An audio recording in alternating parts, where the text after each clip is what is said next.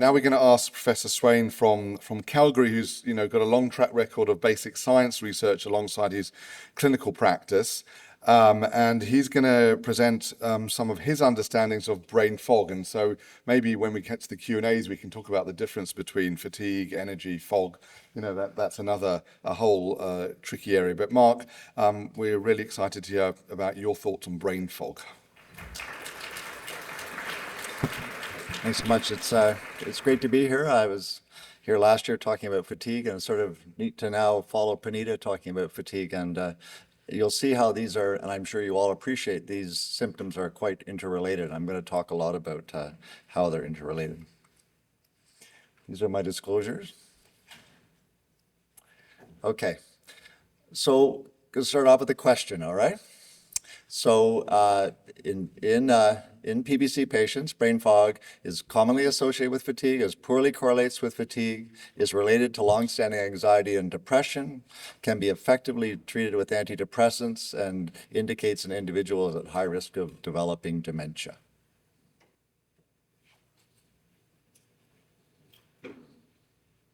Okay, yeah, commonly associated with fatigue. Let's go on.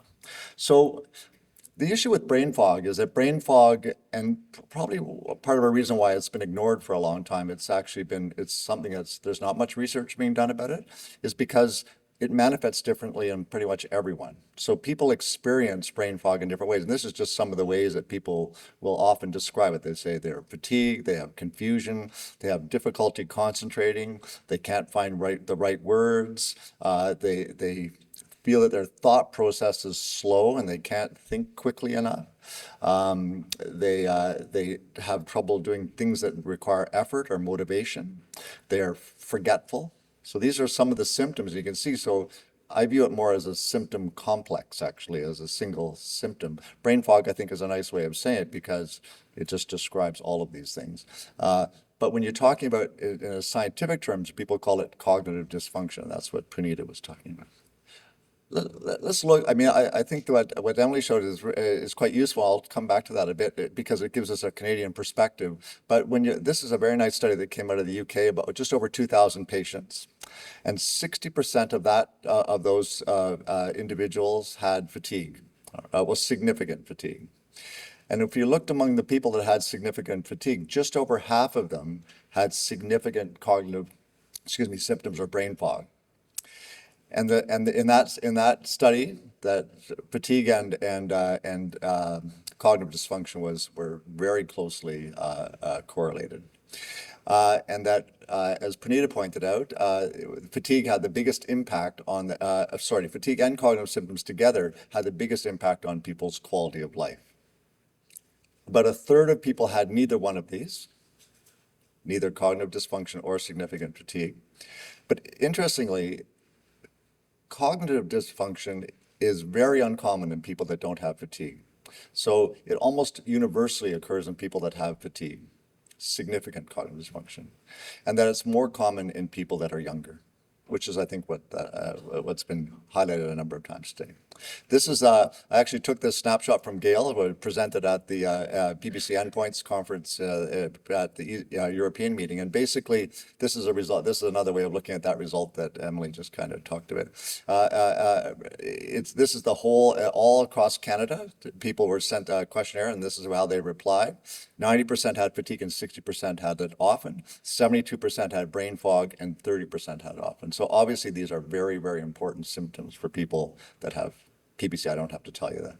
I just took 12 PBC 40 things that we had in of some people that did some of our brain studies. I just did a correlation. This is what a correlation is. You put one on one axis, you put on one the other, and then you see how the line goes. That straight of that line means that they're more correlated. You can see that's almost a perfect fit for how correlated fatigue and cognition are. And again, I don't think I have to tell you here, but when people get put on URSO, their liver tests get better or not, but usually they get better in some sort of spectrum, but it does not impact their symptoms. So I've put a box around cognition, but pick any of the symptoms, it doesn't impact. So fatigue and cognition are side by side there, and they're not improved by URSO treatment. So why does brain fog occur in PBC patients? And this is an area of interest. I don't have the answer, but I'm going to give you some, I think, insights that I think will be helpful. So first of all, is you can't really address something unless you can measure it, right? And so how can we measure brain fog in PBC patients? So there's different ways to do it. So when people look at measuring things, they look at subjective ways, which means how people feel, or objective things, things that you can look at and measure. And doctors love objective things. That's why doctors hang on your alkaline phosphatase or your bilirubin, because they like numbers, right? And you start to tell them that I don't feel well, they're not as interested, right? Usually they kind of, you can see them drifting off, or they don't ask, right? Because they just are just used to dealing with objective things. But subjective things is that's the best way of really finding out how impactful something is on someone. So the questionnaires that people see the most in PBC is the PBC-40. It was designed specifically for people with PBC to look at fatigue, cognition, all the different symptoms. But there are also generic ones. And the PROMIS scales have been around for a long time. They were invented developed through NIH, and they're widely used in many diseases to look at the different symptom profiles. So this is the PBC-40, and when people talk about domains of the PBC-40, this is one of them. And so the cognition domain has 6 questions, and those are the 6 questions, and they're trying to get an insight into how the cognition or people's brain fog is impacting them. And this is sort of I think if you read these, you'll probably see how some of them apply to you and some of them might not, but they're all scored from never all the way to always, okay? And they're given a score of 1 to 5. And so with 6 questions, that's a score out of 30. So for fatigue, there's 11 questions, and so that's scored out of 55, right? And this is the PROMIS questionnaire. It doesn't really matter what the questions are, but you'll see there's a lot of overlap between these kind of questions. They're trying to get an idea, is it fatigue that's coming from your brain, or is it fatigue where you have muscles and weakness? So the biggest difference is fatigue that comes from your muscles is usually associated with weakness, right? Whereas often the fatigue in PBC is not a weakness thing. It's I just can't get my engines running out. I can't get going. I feel like I'm walking through cement. Those are more of this type of symptom, which is more of a central type fatigue. And I often get asked by patients, am I becoming demented, right? And so, no. Well, you might be becoming demented, but the PBC is not causing your dementia. And so this is a way of thinking of it. I mean, we all know people or are aware of people who are demented, right? But we all have memory lapse. We all have issues, which we all know whether you have PBC or not. And so if you look at the far left, the typical aging memory changes, these are things. So if someone can say, well, you know what, I lost my train of thought yesterday at noon, and I just lost it for 2 minutes, and then I got it again, but people thought it was really weird. That's not dementia. You remember that that you forgot, right? And so it's really important to differentiate those because you're not going crazy and you're not going demented, all right? So how can we objectively assess cognition in PBC patients? So this is, how can we measure it in a way that doctors are going to say, okay, I believe this, as opposed to, well, that's just how you feel. And, we all feel tired. The typical things you're going to hear, we all, forget things, that kind of thing, right? So you can do it with different neurocognitive testing. Okay, so if you went to someone, if you're say a loved one was you felt they were becoming demented, you would go and get neurocognitive testing. All right. So these are some of the classic tests that you do, and we did these as part of our neuroimaging studies. So I'll talk a little bit about that in a sec. So the trail making test, you say, okay, just join these numbers. You put the thing there and you just join the numbers, okay, and you time how long it takes. The Corsi block tapping test is you tap out a series of the blocks, then you say, okay, do that. Follow me and do that. Okay, so you tap them out and then they do it. Okay, and then you see how they do. How do they miss them? How long does it take? And then the digit span test is you give them a series of numbers like 1, 2, 3, and then they say back 1, 2, 3, and then you say it backwards. Okay, it's 3, 2, 1, right? So then you get longer and longer. You see the numbers get longer, and you see how they do and how many errors and when they can no longer do it. So when we did this, this is important because these are the patients that we then did a neuroimaging study on afterwards. The patients did fine on the trail making test. They did fine on the Corsi block test, but they didn't do well on the digit span test. They actually, if you look at the numbers at the bottom, which is the averages, they had lower scores. All right. And that did not differ if they were fatigued or not, okay? And many of these patients were fatigued. In fact, we did this study initially for fatigue, not for cognitive sort of things. And whether or not they'd responded to URSO or not, it made no difference, all right? but they were abnormal, all right?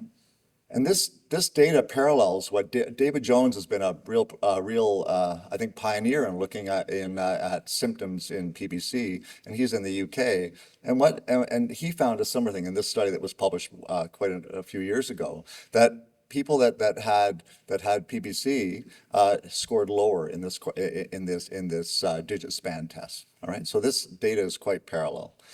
Now, what does the digit span test actually examine? Well, it looks at what's called working memory. So that's the memory that we use when we're doing something, because you have to remember what you just did. Like if it's 1, 2, 3, you have to remember, okay, well, 1 was first, 2 is second, 3. That's your working memory processing that, right? It looks at attention, because you have to be attentive to what you're doing or you won't do well. How well you're concentrating, and how well you recall and how well you're reasoning, because our brains process things quite quickly, and it starts off lower down, it goes higher up in the brain, and that helps us reason through things. Also has an emotional overlay, because when someone's watching you and say, okay, do this, and then you're worried about making a mistake, I don't want to look foolish, so you have all of those emotional things happening at the same time, all right? Okay, so next question. There is no way to objectively show that brain changes occur in PBC patients that are linked to impaired cognition or brain fog. Yes or no, or true or false? Well, my talk would end here if it was true, right? Okay, so false.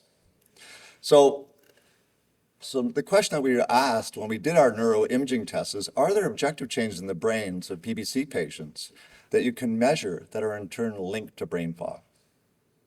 And we used something called MRI, but we used what's called functional MRI. And so, well, what's the difference between MRI and functional MRI? That machine is the same machine, right? But you get different stuff out of it. In a normal MRI, what we get for our knee, you may have with a torn meniscus or whatever, it's looking at structure, right? It's saying, okay, well, that muscle's torn, that whatever, or you have a tumor in your brain, or parts of your brain are the wrong size or different size. That's what a standard MRI will do. It's structure. Functional MRI looks at something different. It looks at how the brain, it looks at brain activity, all right? And so parts of the brain that are active at the same time are felt to be part of a neural network. That means they're talking to each other. So if you have 10 things that are all active at the same time, well, all of those 10 parts of the brain are part of the same network. If you have 2 that are talking, then those 2 are part of a network. And so this is how it's used to look at how the brain talks to itself. And we do it at rest, so people aren't doing anything. They're just lying there and not asked not to think about anything in particular. And so are there changes in the neural connectivity in the brains of PBC patients that could be linked to changes in cognition? That's what we were asking. And so when I said that when you're doing these tests, there's always an emotional overlay. Almost everything we do is emotional. I'm standing here talking, there's an emotional overlay of everything I say, right?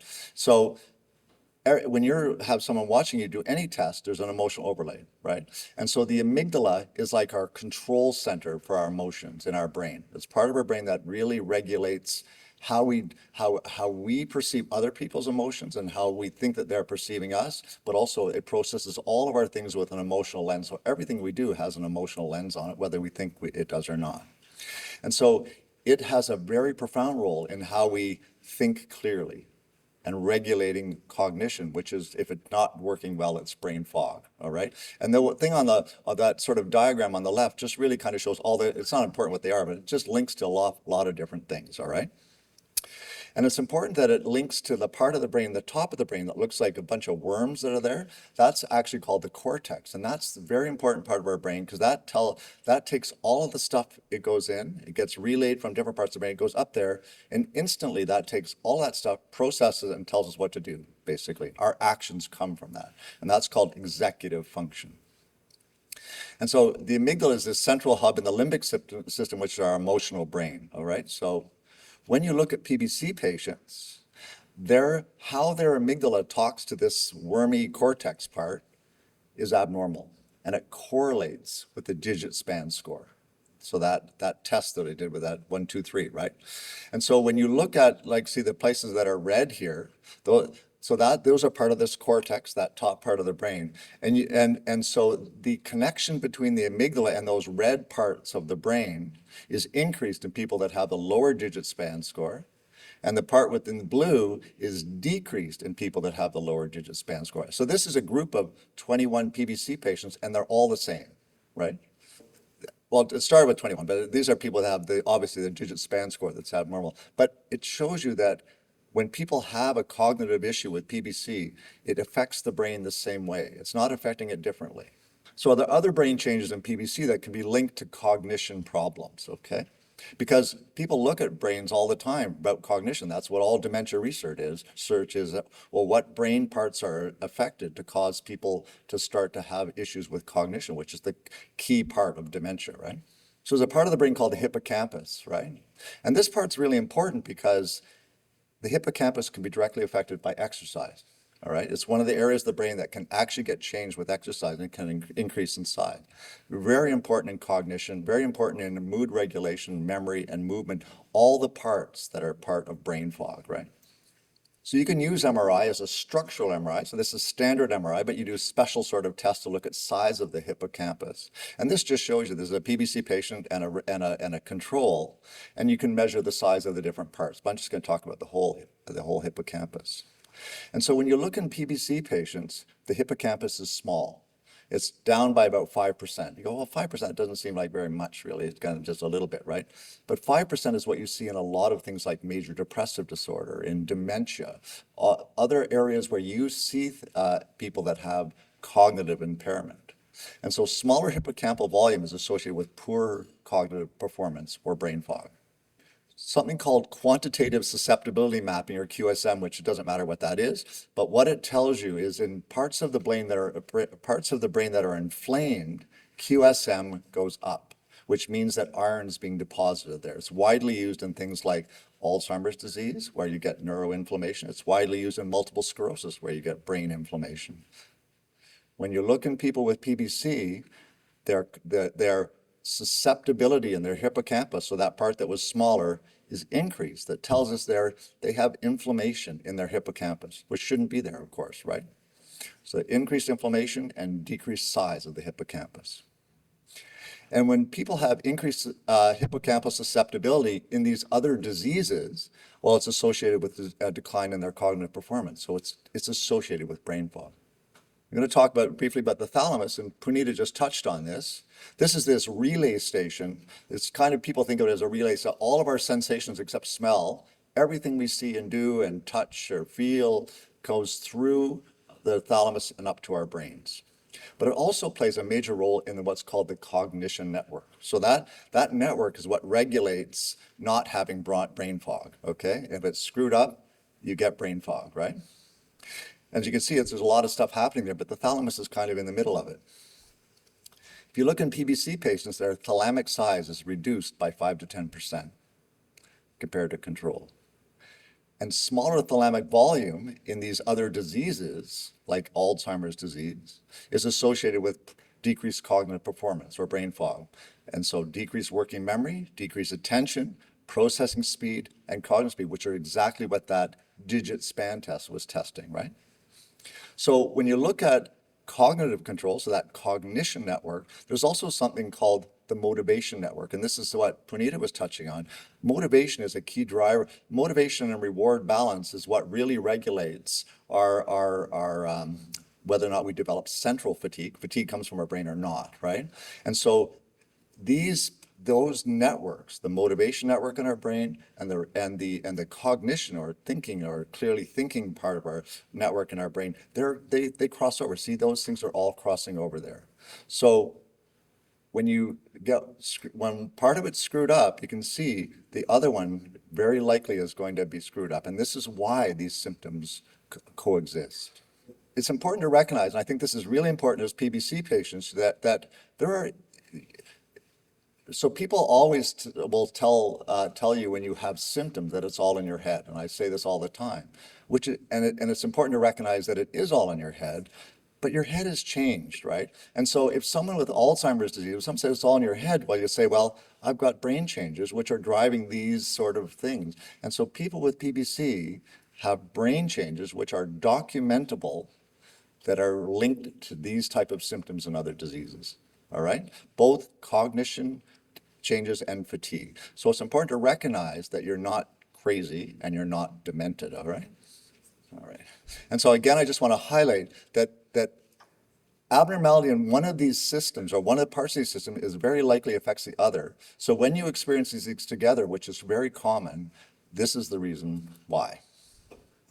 And as Punita mentioned, and also as Gideon had mentioned earlier, that fatigue and brain fog are now becoming targets for therapies, right? These have always been ignored, right? And so I think it is an exciting time. Marlon said it this morning too. It's an exciting time to be in the world of PBC because you can actually start to do stuff for things that you couldn't do before. And we can start to talk to patients in the clinic about, well, let's talk about your fatigue. Is there something that we might be able to use as a medicine or whatever to try to address your fatigue? But also with the stuff that Puneet is doing with really trying to empower people to take control of their fatigue by actually enhancing what they can do from an exercise point of view, because I mentioned the hippocampus is the one part of the brain that you can make it go bigger with exercise in about 50% of people. So you can actually do something with exercise to improve these. Thanks very much.